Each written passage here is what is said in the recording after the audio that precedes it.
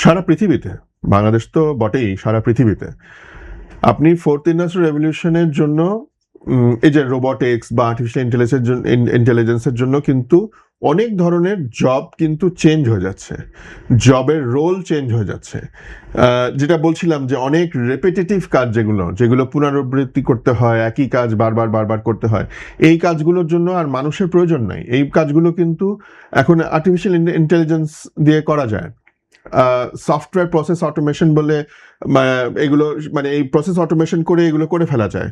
যেমন উদাহরণ দিচ্ছি আমি, আপনি ব্যাংকে ফোন করবেন, ব্যাংকে ফোন করে কিছু তথ্য জানতে চাচ্ছেন, এই জিনিসগুলোর জন্য ওখানে একজন এজেন্ট বসে আপনাকে আগে কম্পিউটার দেখে দেখে আপনাকে বলতো, আপনার সাথে ইন্টারাক্ট করতো, সেটা প্রয়োজন নাই।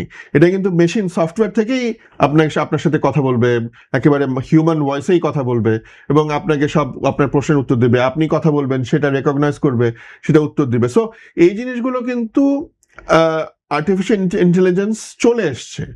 সব মশার বিরুদ্ধে সুরক্ষা দিতে এলো বসুন্ধরা এক্সট্রিম অ্যারোসল, মশার বিরুদ্ধে এক্সট্রিম সুরক্ষা। বিদেশে তো এসছে, বাংলাদেশেও অনেক জায়গায় চলে এসছে। সো এটা কিন্তু আসতে থাকবে। সো সেইখানে একটা বড় রোলের পরিবর্তন হবে। অর্থাৎ ওইখানে যে এজেন্টরা ছিল, যে কল সেন্টার এজেন্ট ছিল, তাদের তো আর চাকরি থাকবে না, তাহলে তাদেরকে তো অন্য কোথাও প্লেস করতে হবে। সো এই জিনিসটা আমাদের কিন্তু মাথায় রাখতে হবে। এবং আরেকটা জিনিস, একই জিনিস, যেমন মনে করেন রোবটিক্স দিয়ে আমাদের যে সবচেয়ে বড় ইন্ডাস্ট্রি হচ্ছে গার্মেন্টস ইন্ডাস্ট্রি। আপনি গার্মেন্টস ইন্ডাস্ট্রিতে অনেক ইন্ডাস্ট্রিতে এখন রোবট বসানো হয়েছে। সেই রোবট কিন্তু নিজেরাই কাপড় কাটা, কাপড় সেলাই করা, বোতাম সেলাই করা, এগুলো সব করতে পারে। এবং কিছু কিছু রোবট আছে ভাঁজ করে প্যাকেট করে সব কিছু করে ফেলতে পারে। সো এই জিনিসগুলো যদি আমার বেশি বেশি করে চালু হয়ে যায়, তাহলে তো আমাদের যে এই বড় ইন্ডাস্ট্রিতে যে এত মানুষ কাজ করে এবং সবচেয়ে বেশি হচ্ছে 40 লক্ষ মহিলা কাজ করে, তাদের তো কোনো চাকরি থাকবে না তখন। সো 40 লক্ষ থেকে দেখা যাবে যে 40,000 হয়ে গেছে। সো এই জিনিসটা আমার মনে হয় একটা ন্যাশনাল পলিসি বা ন্যাশনাল স্ট্র্যাটেজি থাকতে হবে।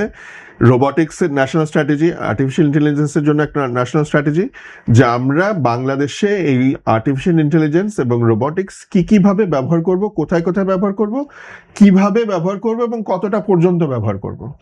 তো এর জন্য স্ট্র্যাটেজি থাকতে হবে, কিছু আইন কানুন থাকতে হবে। তো আইন কানুন যেটা হচ্ছে, যে আইন কানুন তো হচ্ছে আপনি অনেক সময় যেটা করেন যে আপনি ক্রাইম ঠেকানোর জন্য আইনের আশ্রয় নিতে হয় আপনাকে। যেমন একটা সবচেয়ে বড় কমন একটা ক্রাইম হচ্ছে যে এআই দিয়ে আপনি ডিপ ফেক ভিডিও বানাচ্ছেন। ডিপ ফেক ভিডিও, আপনি ছবি ইত্যাদি এগুলো বানিয়ে আপনি প্রচার করছেন, অথচ সেটা আসলে পুরোপুরি মিথ্যা। এমনকি বিভিন্ন ধরনের ভুয়া ফটোকার্ড। এক্স্যাক্টলি, ফটোকার্ড তো মানে খুব সামান্য জিনিস, কিন্তু যখন আপনি ভিডিও দেখছেন তখন তো সেটাকে আরো বিশ্বাসযোগ্য মনে হচ্ছে। সো বা অডিও শুনছেন, সেটা আরো বিশ্বাসযোগ্য মনে হচ্ছে যে আমার গলায় আরেকজন আরেকটা কথা বলা হচ্ছে যেটা আমি কোনোদিন বলিনি। সো এই জিনিসগুলোর জন্য তো আইন থাকতে হবে, একেবারে ডেফিনেট আইন থাকতে হবে, যে আপনাকে এই যে ইমপারসনেশন, ডিজিটাল ইমপারসনেশন বলে, এই ডিজিটাল ইমপারসনেশন করা যাবে কিনা, করা গেলে সেটা অপরাধ কিনা, বা কি হলে সেই অপরাধ হলে আপনার জেল হবে না জরিমানা হবে, কি হবে, এই ধরনের পুরো যেমন মনে করেন, আমি একটা উদাহরণ দিয়ে বলি, অনেক সময় এটা ইনোসেন্টলি করা যায়।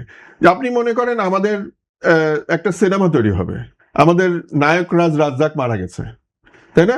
আর আমি রাজ্জাককে নিয়ে একটা ছবি তৈরি করলাম, একটা সিনেমা তৈরি করলাম। এটা কি করা তো যায়, কিন্তু এটা কি করা উচিত? Yes or no, I don't know, এটাকে আমি বলছি না। এই ডিসিশনগুলো নিতে হবে যে এটা কি আপনি করতে দিবেন কি দিবেন না। এখানে মোরালিটির প্রশ্ন আসছে, এথিক্সের প্রশ্ন আসছে, অনেক কিছু প্রশ্ন আসছে। সো এইগুলো, এবং ধরেন মনে করেন যদি আপনি করতে দেন, তাহলে সেই যে নায়ক রাজ্জাক, তার ফ্যামিলি সেটা অ্যালাউ করছে কিনা, এই জিনিসগুলো, মানে তার উত্তরাধিকার যারা আছেন তারা অ্যালাউ করবে কিনা। সো এই ধরনের কোনো আইনি অনেক ব্যাপার স্যাপার আছে। সো আমার মনে হয় আর্টিফিশিয়াল ইন্টেলিজেন্সের জন্য একটা পলিসি, ন্যাশনাল পলিসি ইমিডিয়েটলি তৈরি করা দরকার, ইমিডিয়েটলি, মানে একদিনও দেরি করা উচিত না। আর একই রকম ভাবে রোবটিক্সের জন্য